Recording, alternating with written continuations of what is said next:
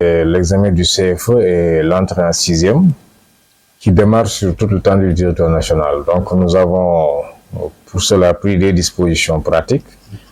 Nous avons d'abord nommé l'ensemble des chefs de centre. On a choisi de bonnes écoles où peut-être les inondations ne perturberont pas les salles de classe et le déroulement de l'examen. Donc des salles bien étanches, mais aussi des cours qui sont à l'appui des inondations. Et nous avons demandé au directeur de ces écoles de préparer le nombre de salles nécessaires pour accueillir les candidats. Nous avons déplacé tous les chefs de centre vers les lieux où ces examens vont se dérouler. Voilà, donc nous sommes en contact permanent aussi avec eux au téléphone pour faire les derniers réglages au cas où il y a quelques difficultés.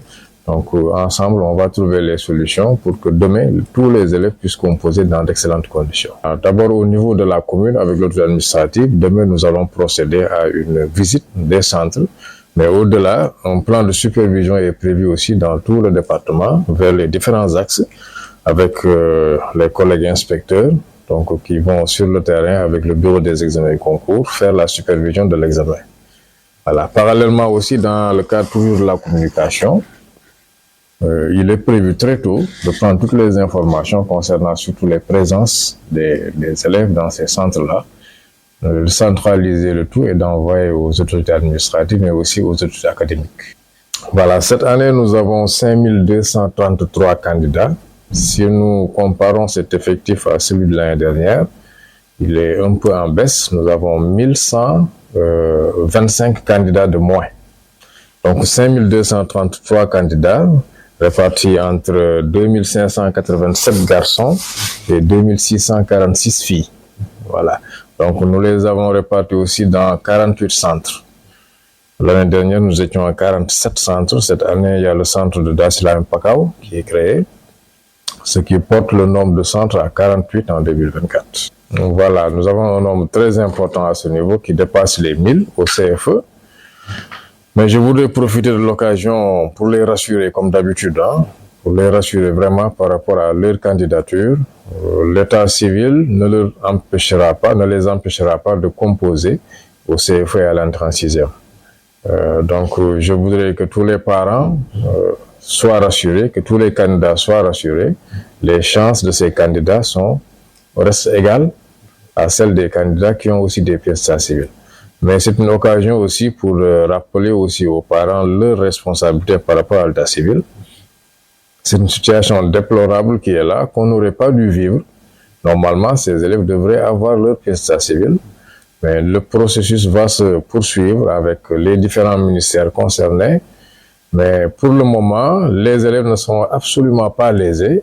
Ils vont composer normalement, ils seront corrigés comme les autres et vont garder leur chance intacte de réussir à cet examen. Oui, une baisse, je parlais d'un peu plus de 1000 candidats par rapport à l'année dernière. Ça peut s'expliquer par l'admission l'année dernière, qui a atteint des taux vraiment très intéressants, dépassant les 80%. Cela veut dire qu'il y a très peu de candidats qui n'avaient pas réussi. Donc cette année, on va se retrouver essentiellement avec des élèves venant des classes de CM2. Si c'était le contraire, s'il n'y avait pas beaucoup d'admis, les autres élèves qui ne sont pas admis n'ayant pas encore atteint la limite d'âge, on va chercher encore à les mettre dans le système pour leur permettre de composer. Voilà. Ça peut avoir aussi une autre explication. Les effectifs d'une année à une autre peuvent varier. Ça peut être lié aussi à une différence au moment du recrutement.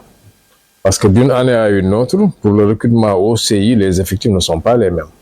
Si je prends un exemple concret, quand vous prenez une localité, si vous réussissez cette année la campagne de recrutement, cela veut dire que l'année prochaine, vous pouvez vous retrouver avec moins d'enfants en âge d'aller à l'école. Voilà, donc ramener à l'échelle du département, ça veut dire que si j'ai réussi en 2024 la campagne de recrutement, En 2025, je peux avoir moins d'élèves à inscrire. Et si cette génération, après 6 ans, doit se présenter au CFE, on aura une cohorte beaucoup moins élevée que celle qui la précède.